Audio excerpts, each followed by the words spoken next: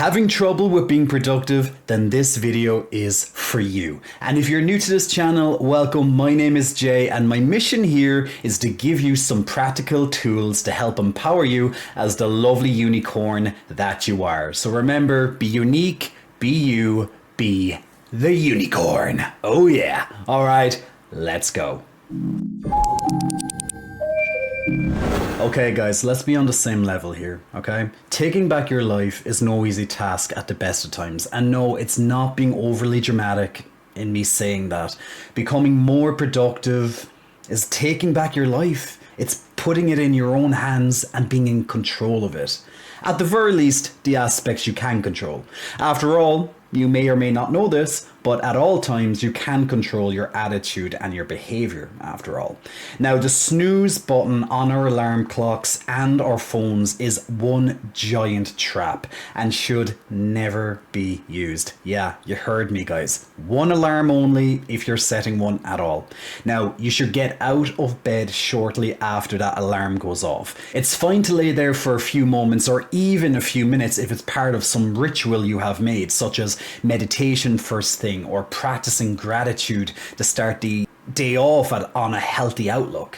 Like my recent phone tips video, which is in the title card just up above here by the way, can be used in conjunction with this video to really help kickstart your day.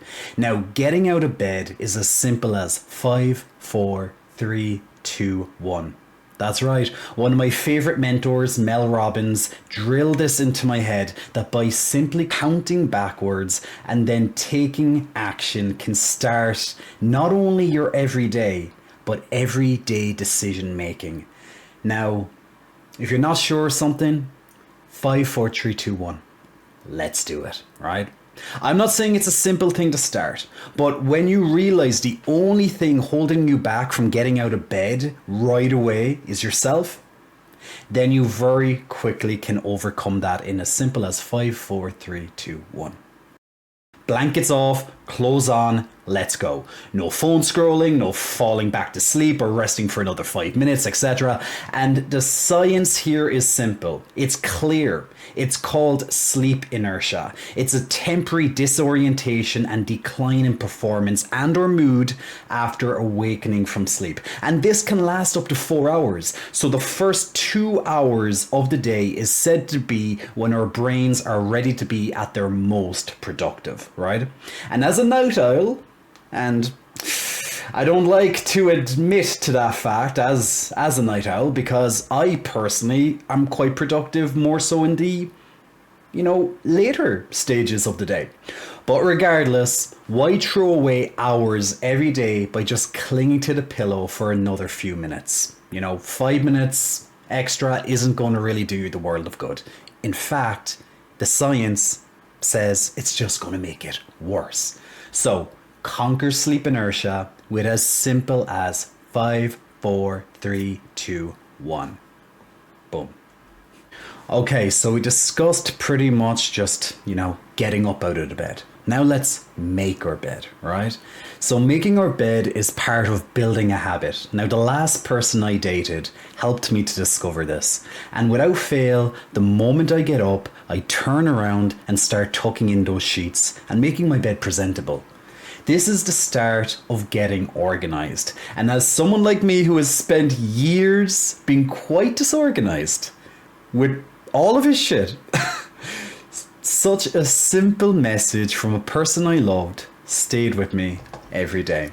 And think of it as a love letter to yourself. Like later on, when you're getting back into this bed, it's already made. And ask yourself, why are we doing this? To become more productive, right? Like, is it not for our future selves? So there's you doing that, keeping that promise and helping your future self after maybe what could be a very long and tiring day. You'll thank yourself. You owe yourself that much. Like, another way to think of this is if you ever had like a checklist of things to do, this simple habit of making your bed is already completing a task, right? So it's a great way to start any day with already a task complete and not left till later. Nothing worse than, after an exhausting day that getting into an untidy bed. Building this habit is setting the intention you want to make. This is part of forming a healthy morning routine with productivity at its heart. In my previous video, I mentioned to not invite the world in before you allow yourself your own time. This advice is not just true for helping your own phone use and breaking that cycle, but also applies when you want to be more productive. Answering texts, scrolling on social media, or answering emails, which could, well, really be left until later, if possible, all get in the way of setting yourself up for victory. Get your morning routine done. And I know, guys, a morning routine can be boring, it may not be cool, it may not be fun, it may not be sexy, but you're giving yourself the permission to think of just you in this time. And in the crazy world of everything competing for our time and attention, that's pretty magical if you ask me. Pretty magical like Mickey Mouse. Yay! Allow yourself to give yourself that time as often as you can.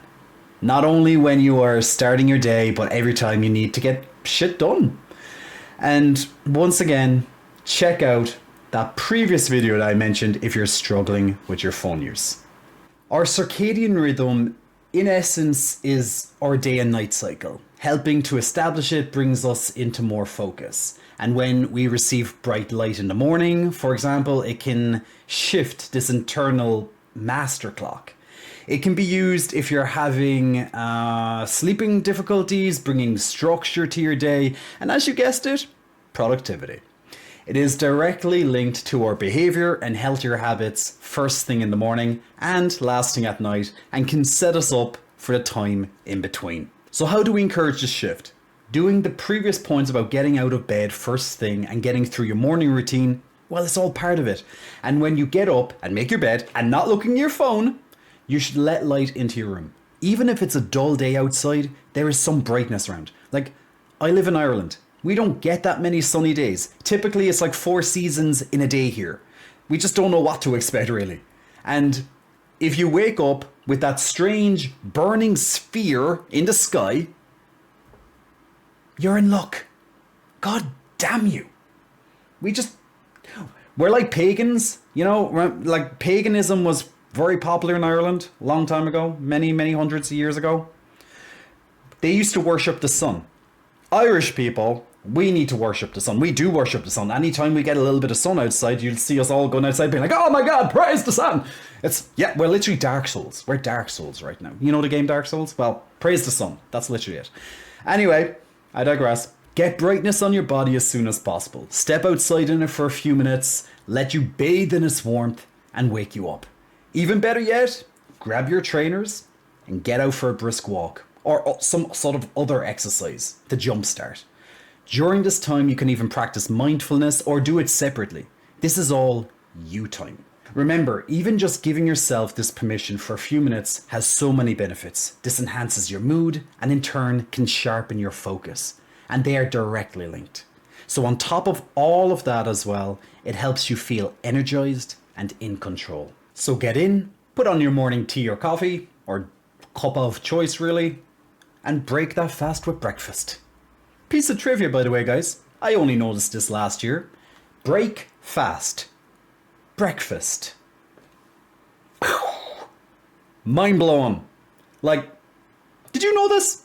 Or were you just like today years old learning this? Like, did you even just learn this right now from me? Because if that's true, even just learning that is worth your time here today.